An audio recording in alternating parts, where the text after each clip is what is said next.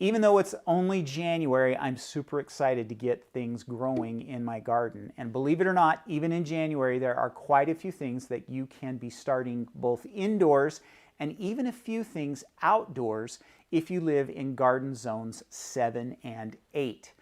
Now, if you don't happen to know what garden zone you live in, there's a link down below that will take you to our website where you can actually check out an article that will tell you a little bit more about gardening zones and help you find what garden zone you actually live in. The other thing is if you find out that you don't live in zone 7 and 8, that's okay. I've got you covered. We're doing a whole series of videos this year on what you should be planting each month and what you should be planting in each gardening zone. And so there are videos for January for zones 5 and 6, this video today for zones 7 and 8, and then we also have a zones 9 and 10 videos. So those will appear up here in the links. Once we have those videos published, you can click on those and go check those out as well. Okay, so let's talk about zones 7 and 8 and what things you can actually be growing in January if you live in these kind of moderately cold zones. So those of you that live in zone 7 and 8, you're probably in January still having a little bit of snow, maybe plenty of frost and freezing temperatures, but warm weather is coming for you guys relatively quickly, and so there's quite a bit that you can actually get started. So let's hit the list, because it's fairly long. You'll be surprised. There's quite a bit to do. Most of it, though, are things that you need to be starting as seedlings indoors. Okay, so we're talking mostly today about planting seedlings indoors that you're going to be then transplanting out 6 to 8 weeks from now. So that's what we're going to be focusing on, but there are a few things that we can be doing outdoors as well, and we'll get to those towards the end. So first off, celery is the first on the list, and you can start celery indoors in January.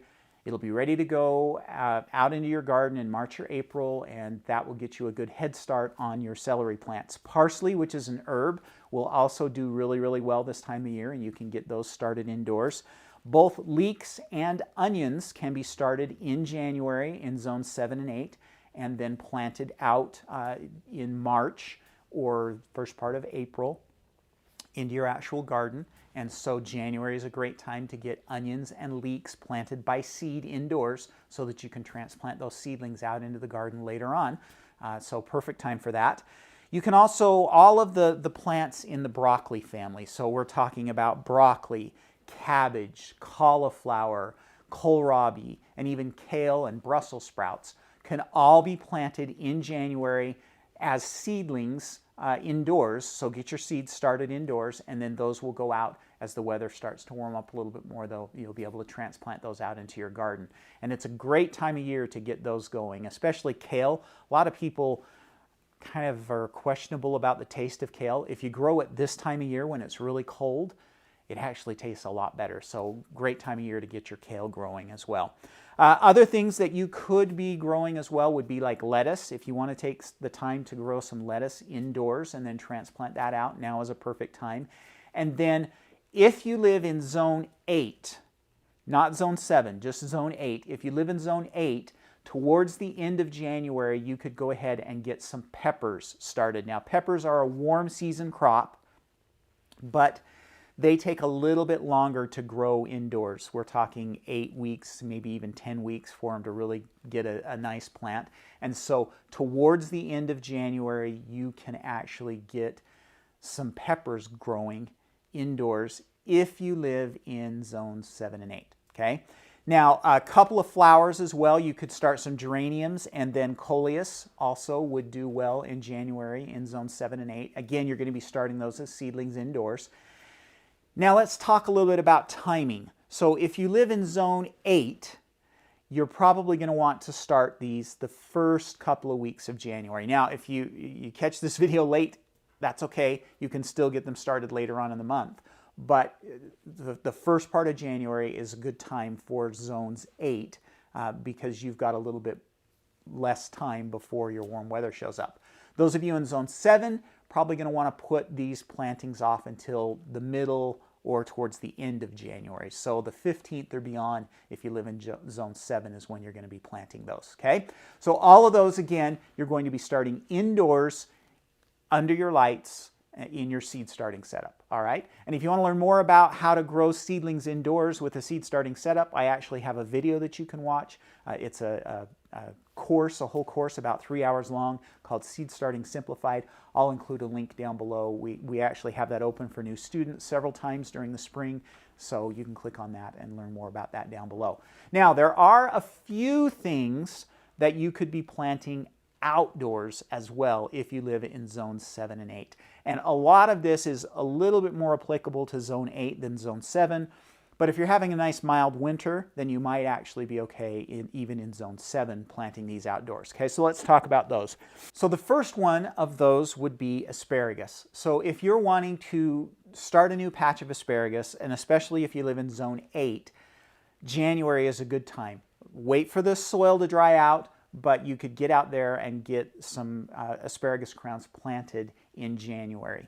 Also, if you want to get a new strawberry patch going, January is the perfect time in both zones 7 and 8 to get bare root strawberry plants planted in your garden. So perfect time to establish both of those type of patches is towards the end of January if you live in zone 7 and 8.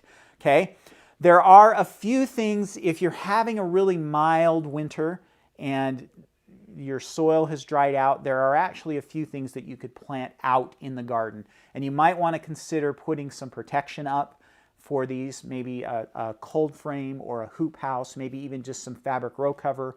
All of those type of things would help you to keep those crops growing if cold weather happens to come back. But you could actually plant as seedlings. So if you can find some at a nursery, or maybe you've already got some growing in your house, you could plant things like onions or broccoli or cabbage, kale, cauliflower, maybe even some lettuce. All of those could go out in your garden now if you've got some seedlings that you could plant, okay? Then there are actually a few things, again, if you're having a mild winter, things are dry enough that you can go out and work the soil, there are a few things that you could be planting by seed as well.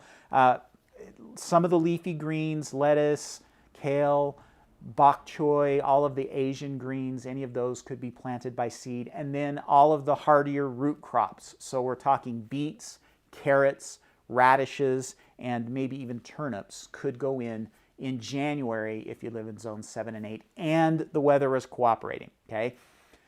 Also peas. You could start planting your peas towards the end of January in both zones 7 and 8. Again, if the weather's cooperating and your soil has dried out enough that you can work it, because you don't want to be out there in the mucky mud. That's bad for your soil. You don't want to be working your soil and planting when it's muddy.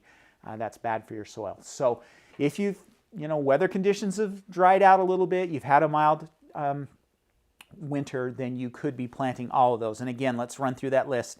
By seedling, onions, broccoli, cabbage, chard, kale, and then by seed, beets, bok choy, carrots, radishes, and peas. All of those could go out in the garden, actually planted in the ground in January if your weather is cooperating, okay? All right, so that is all I have for you for your January post. We will be doing one of these every month. And at the end of this video, there will be a link to the playlist for the Zone 7 and 8 growing guides for this year. And as I continue to add those will go in at the end. Also, you'll find a playlist at the end that will get you to some of our seed starting resources. We've got videos that we're putting out this spring to help you grow your own seedlings, and those videos will be there for you as well.